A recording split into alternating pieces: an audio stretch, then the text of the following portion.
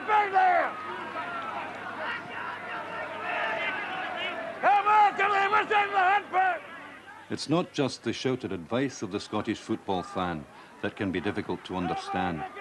The passion he expends on games that are sometimes mind-numbingly ordinary presents its own mystery. It is that passionate identification with 11 jerseys in pursuit of a goal that has made the Scottish Football Club. The commitment of the fans is the true measure of the club. That's why Rangers and Celtic have dominated the Scottish game for most of its history. No club match in the world better illustrates the importance the football club came to have in industrial society. It was an instant identity, a source of theatre in drab lives. Moments of grace would become part of oral history. Every incident was enlarged by the commitment of the fans. For that reason, a football match that is sparsely attended, no matter how knowledgeable the spectators may be, has a ghostly quality. Isolated shouts reverberate round the stadium as if looking for company. The applause sounds eerie.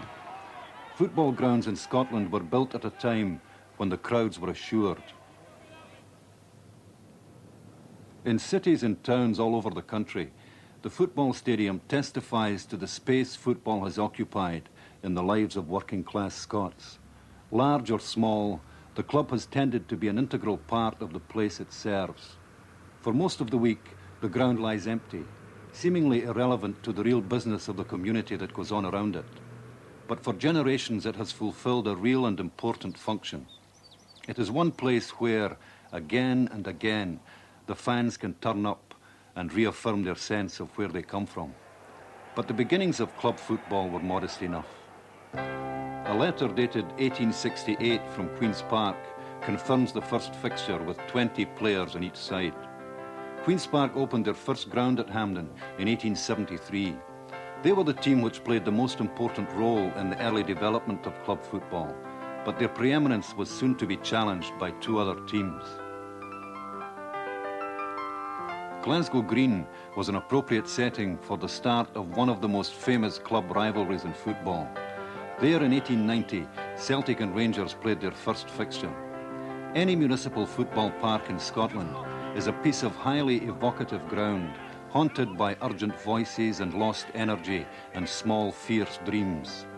It is fitting that out of that atmosphere of countless scratch games should have come Rangers and Celtic, the two most famous representatives of the people's game in Scotland. For half a century and more, the two teams were to share the dominance of Scottish football. With a support vastly bigger than most other clubs, they won both the League and the Scottish Cup many times. It began to seem almost inevitable that if one wasn't claiming the major honours in any given season, the other would be. The success of Rangers and Celtic built the two clubs into rival institutions, known collectively as the Old Firm. Other teams must have felt at times that they were only there to make up the numbers. The talent of the teams combined with their differing religious affiliations made them fierce opponents. Such intense rivalry often led to bad moments both off and on the park. In 1931, it was the Celtic goalkeeper John Thompson's fearless commitment to his club that helped to cause his tragic death. I was only about 3 yards away from where the accident happened. People have thought that Sam English kicked John Thompson. John Thompson dived onto Sam English's kneecap. The leg that was firm in the ground, he kicked with his right foot, put the ball past the post, and then John Thompson dived on to his kneecap and fractured his skull. We knew it was serious, but how serious we didn't know until the ambulance men came out and stretchered him off. The playing personnel might change, but the traditions of the two clubs continued unbroken.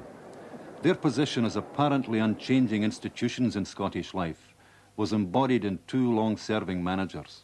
For Celtic, it was Willie Maley. In his 52 years with the club, he was to be player, match secretary, honorary secretary, and secretary manager. He saw his team achieve remarkable success during his time with them. In 1937, Celtic defeated Aberdeen 2-1 to bring the Scottish Cup to Celtic Park for the 16th time. When Willie Maley retired in 1940, a Glasgow newspaper summed up his career by saying that the club and all it stands for has been his life's work. His successful counterpart at Ibrox for 40 years was Bill Struth, a formidably authoritarian figure. I was frightened of him. What would you say? The army officer style. So erect. And he carried himself that way, and you felt that this is a great man. I was getting prepared for the game, and suddenly I saw these spats appear. That was Mr. Struth, always very smartly dressed. And he said, "How much do I pay you a week, boy?" No, I was 16 at that time. I said, £1 a week, sir. He said, "Well, anybody that can clean his boots or keep them polished like that deserves more than £1 a week. From now on, you'll get £2 a week." And I never told him, I had to tell him, I never cleaned my boots, my mother cleaned them. Bill Struth was a tough man, but he did epitome. He was Rangers, without a doubt. That's what we need in our football today. We need huge figures to be identified with our clubs. Our clubs have been run by too many little people.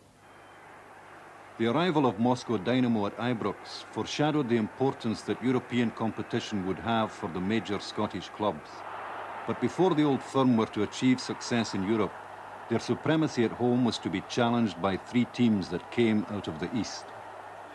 Edinburgh's great Hibernian team of the late 40s and early 50s was a side far less likely to lose goals than to score them. Hibs left winger Orman tussles with Morrison, but the Dons goalie gets the better of him. Now Smith is leading a Hibs attack on the right wing. He tricks left half Glenn and centres. Riley and Morrison clash, and Morrison... Though they won 3 league championships, the dull facts failed to convey the enjoyment their football could give. When right half Nicholl slams it back. And when Riley makes it 3-4, the battle for the... Their marvellous forward line, the famous 5, remains one of the most stirring collections of names ever heard in Scottish football. Smith, Johnston, Riley, Turnbull and Ormond. The goals came easier because they played a different system then, and we were on a very, very good side. Everything was geared to scoring goals with the Hibs then, but then we were one of the top sides in world football. You know, they used to, in the pubs at the time when we played, they used to lay bets. They'll say that we would be playing any of the local average teams, and they would say, right, we'll give you 3 goals at a start today. Just to try and get a bet, they had to give 3 goals at a start.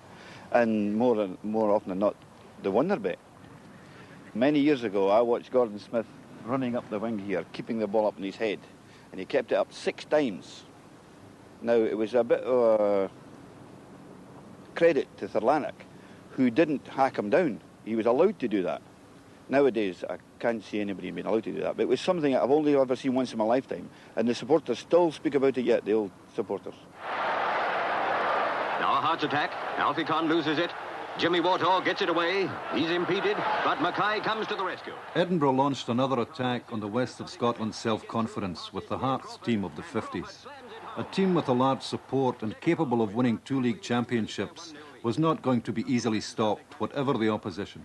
But centre forward Willie Ball soon brings it back down the left wing. Ball centres.